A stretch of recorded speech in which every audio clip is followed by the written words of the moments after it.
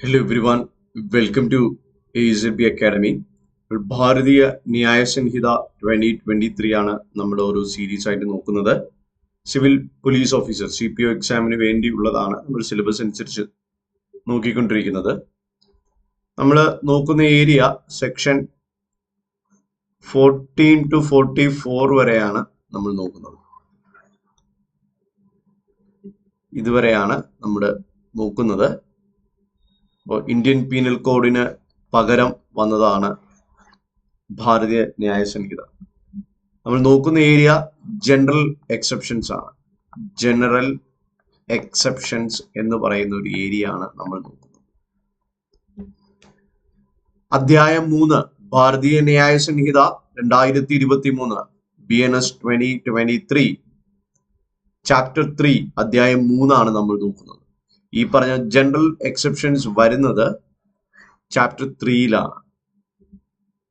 മലയാളത്തിൽ അതിനെ സാമാന്യമായ അപവാദങ്ങൾ എന്ന് പറയും.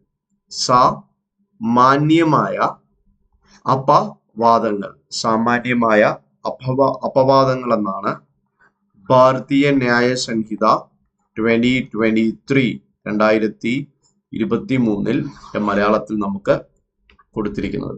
സാമാന്യമായ അപവാദങ്ങൾ.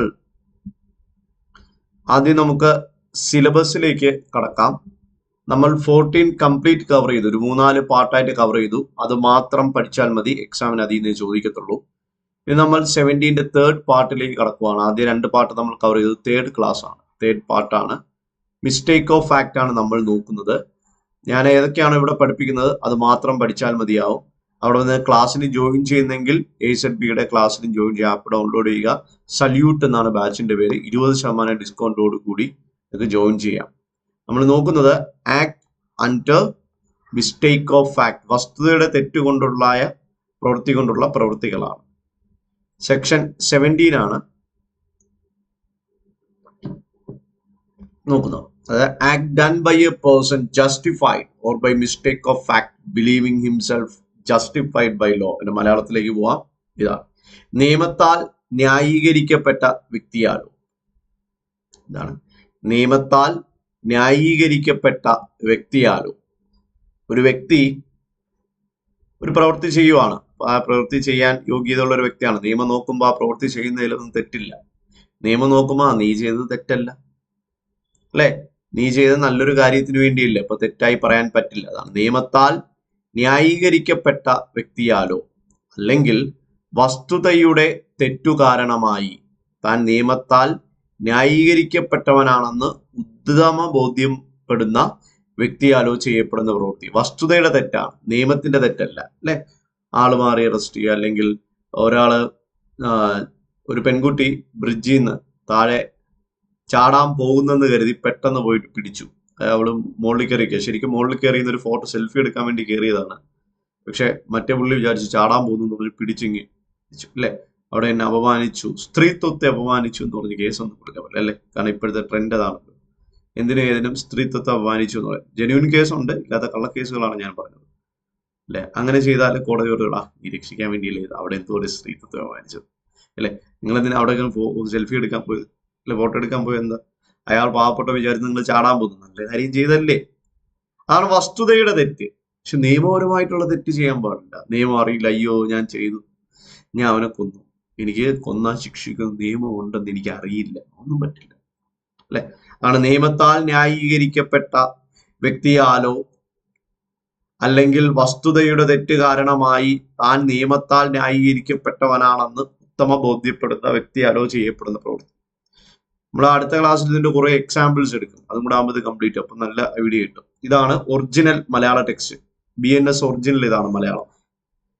ഇത് പഠിച്ചു വയ്ക്കുക, നിർബന്ധമായും പഠിക്കേണ്ടതാണ്. കാരണം ഇതിൽ നിന്നായിരിക്കും ചോദ്യം നിങ്ങൾക്ക് വരുന്നത്.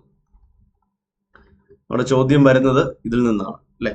അപ്പൊ അതിന്റെ മലയാളത്തിന്റെ ആ ഒരു ഹെഡിങ് നമ്മൾ നോക്കി. ഇനി അതിലേക്ക് പോകുമ്പോൾ ഒരു പ്രവൃത്തി ചെയ്യാൻ നിയമാധികാരത്താൽ ന്യായീകരിക്കപ്പെട്ട വ്യക്തിയാലോ. ഒരു വ്യക്തി പ്രവൃത്തി ചെയ്യാൻ നിയമം നോക്കുമ്പോ ശരി, പ്രവൃത്തി ചെയ്യാൻ അദ്ദേഹം ന്യായീകരിക്കുക, ജസ്റ്റിഫൈഡ് ബൈ ലോ എന്നാണ്. ന്യായീകരിക്കപ്പെടും, ഈ വാക്കാണ് ഇവിടെ ഓർക്കേണ്ടത്. ന്യായീകരിക്കപ്പെട്ട ഈ വാക്ക് ഓർക്കുക. എന്താണ്? ന്യായീകരിക്കപ്പെട്ട, ന്യായീകരിക്കപ്പെട്ട ന്യായീകരിക്കപ്പെട്ട വ്യക്തിയാലോ അല്ലെങ്കിൽ നിയമത്തിന്റെ തെറ്റുമൂലമല്ലാതെ. നിയമം തെറ്റല്ലോ, നിയമം തെറ്റിക്കാനേ പാടില്ല അല്ലെ, നിയമം തെറ്റിച്ച സഹായമൊന്നും കിട്ടത്തില്ല അല്ലെ. തെറ്റ് നിയമത്തിന്റെ തെറ്റുമൂലമല്ലാതെ വസ്തുതയുടെ തെറ്റ് കാരണത്താൽ. വസ്തുത തെറ്റാം അല്ലെ, ചാടാൻ പോയപ്പോ രക്ഷിച്ചു, ശരിക്കും ചാടാനല്ല നിന്നത് അല്ലെ. ഒരു സ്ത്രീയെ പോയിട്ട് പിടിച്ചു വലിച്ചു, ശരിക്കും ചാടുമെന്ന് വെച്ച് നിന്നത് അല്ല. ഞാൻ നേരത്തെ പറഞ്ഞ എക്സാമ്പിൾ. തെറ്റുമൂലമല്ലാതെ വസ്തുതയുടെ തെറ്റു കാരണത്താൽ താൻ നിയമത്താൽ ന്യായീകരിക്കപ്പെട്ടവനാണെന്ന് ഉത്തമ ബോധ്യത്തിൽ വിശ്വസിക്കുന്ന വ്യക്തിയാലോ ചെയ്യപ്പെടുന്ന ആ പ്രവൃത്തി കുറ്റമല്ല. അടുത്തെന്താണ്?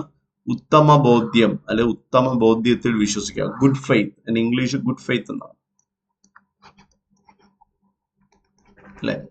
ഞാൻ ചെയ്ത നല്ല കാര്യമാണ്, നിയമവിരുദ്ധമൊന്നും അല്ലല്ലോ ഞാൻ ചെയ്യുന്നത്, ഒരാളെ രക്ഷിക്കാനല്ലേ അല്ലെ, ഒരാളെ ജീവൻ രക്ഷിക്കാൻ, ഒരാളെ ആപത്തിൽ നിന്ന് രക്ഷിക്കാൻ വേണ്ടി ഞാൻ ചെയ്യുന്ന പ്രവൃത്തി. ഞാൻ എന്ത് തെറ്റ്? ഞാൻ തെറ്റൊന്നും ചെയ്തിട്ടില്ല. അതാണ് ഇവിടെ പറയുന്നത് അല്ലെ. ഇത് കൃത്യമായിട്ട് മനസ്സിലാക്കിയിട്ട് സെക്ഷൻ 17 നിയമത്തിന്റെ ഭാഷയാണ്. ഈ ഭാഷ ചിലർക്ക് എളുപ്പമായിരിക്കും, ചിലർക്ക് പാടായിരിക്കും. ഈ ഭാഷയാണ് കൃത്യമായി പഠിച്ചു വെക്കേണ്ടത്. ഇതിന്റെ അകത്തുനിന്നായിരിക്കും ക്വസ്റ്റ്യൻ വരുന്നത്. അപ്പൊ ഇവിടെ സെക്ഷൻ 17 വരുമ്പോൾ നിങ്ങൾ ഓർത്തിരിക്കേണ്ട വാക്ക് ഞാൻ പറഞ്ഞു, ഏതാണ്? ന്യായീകരിക്കപ്പെട്ട. ഇംഗ്ലീഷിൽ ജസ്റ്റിഫൈഡ് ബൈ ലോ അല്ലെ, ന്യായീകരിക്കപ്പെട്ട.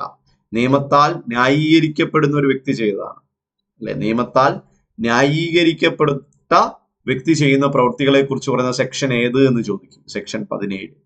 സെക്ഷൻ 17 എന്തിനെ കുറിച്ച് പറയുന്നു? എന്താണ്? നിയമത്താൽ ന്യായീകരിക്കപ്പെട്ട വ്യക്തിയെ കുറിച്ച് പറയുന്നു അല്ലെ. സെക്ഷൻ 17 എന്ത് പറയുന്നു? നിയമത്താൽ ന്യായീകരിക്കപ്പെട്ട വ്യക്തിയെ കുറിച്ച് പറയുന്നു. ഭാരതീയ ന്യായ സംഹിത 2023 സെക്ഷൻ 17 എന്തിനെ കുറിച്ച് പറയുന്നു? നിയമത്താൽ ന്യായീകരിക്കപ്പെട്ട വ്യക്തിയെ കുറിച്ച് പറയുന്നു. നിയമത്താൽ ന്യായീകരിക്കപ്പെട്ട വ്യക്തി അല്ലെ, നിയമത്താൽ ന്യായീകരിക്കപ്പെട്ട വ്യക്തി അല്ലെ. അത് കഴിഞ്ഞു. അപ്പൊ ഇത് ഓർത്തിരിക്കുക. ഇനി നമ്മൾ ഇതിന്റെ ആവശ്യ ഘടകങ്ങൾ, അത് കഴിഞ്ഞ് ഈ 14ഉം 17ഉം തമ്മിലുള്ള വ്യത്യാസം അറിഞ്ഞിരിക്കണം. നിങ്ങൾ രണ്ടിന്റെ വ്യത്യാസം അറിയണം. 14ഉം 17ഉം തമ്മിലുള്ള വ്യത്യാസം കൃത്യമായിട്ട് അറിഞ്ഞിരിക്കണം അല്ലെ. അതറിയുമ്പോഴാണ് നമ്മുടെ ആ ഒരു മൊത്തത്തിൽ നമുക്കൊരു ഇത് കിട്ടുന്നത്, എന്താണ് പഠിക്കേണ്ടത് എന്നുള്ളത് അല്ലെ.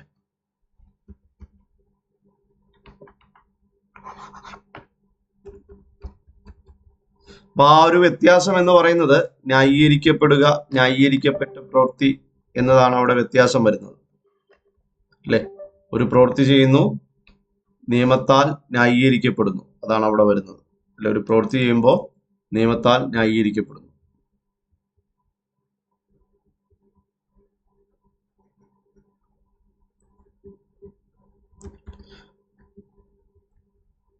നമ്മള് ഇതിന്റെ ഡിഫറൻസ് അടുത്ത ക്ലാസ്സിൽ നമ്മൾ പഠിക്കുന്നതായിരിക്കും. അടുത്ത ക്ലാസ്സിൽ കൃത്യമായിട്ട് ഇതിന്റെ ഡിഫറൻസ് നമുക്ക് പഠിക്കാം.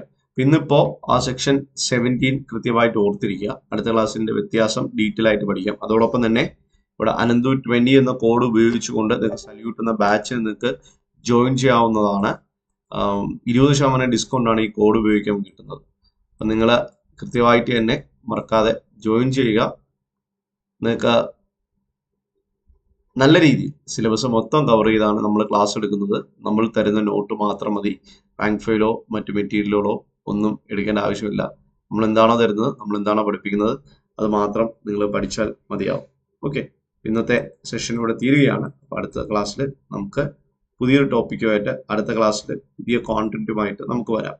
അപ്പൊ ഈ 17ഉം 14ഉം തമ്മിലുള്ള വ്യത്യാസം അറിയണം. ഞാൻ ഈ പറഞ്ഞ പോലെ 17 ഏതാണ് ന്യായീകരിക്കപ്പെട്ടതാണെന്ന് പറഞ്ഞു, പക്ഷെ 14 ബാധ്യസ്ഥനായ. എന്നാലും അടുത്ത ക്ലാസ്സിൽ നമുക്ക് കൃത്യമായിട്ട് നമുക്കിത് കവർ ചെയ്യാവുന്നതാണ്. ഇപ്പോൾ സെഷൻ തീരുവാണ്. Thank you.